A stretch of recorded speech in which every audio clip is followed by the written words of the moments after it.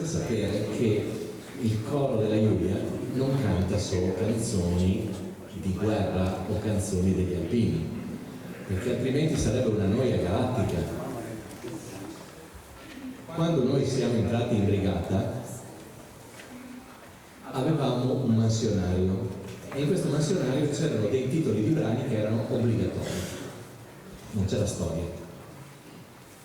Poi c'era libertà di scelta nei canti popolari delle zone di reclutamento della Giulia, che per noi erano il Friuli Venezia Giulia, il Veneto e l'Abruzzo. E quindi c'è stata un po' la rincorsa, la ricerca di andare a guardare autori, anche che in quel momento erano emergenti e poi sono diventati famosissimi, nel proporre qualche canzone spiritosa.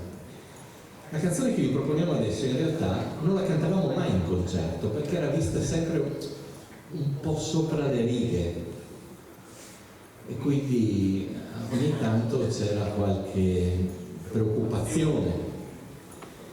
Però adesso noi siamo congedati e quindi ci divertiamo insieme con voi e vi proponiamo questa bellissima canzone popolare veneta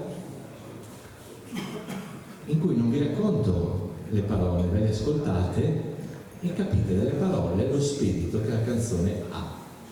Una volta Ghera.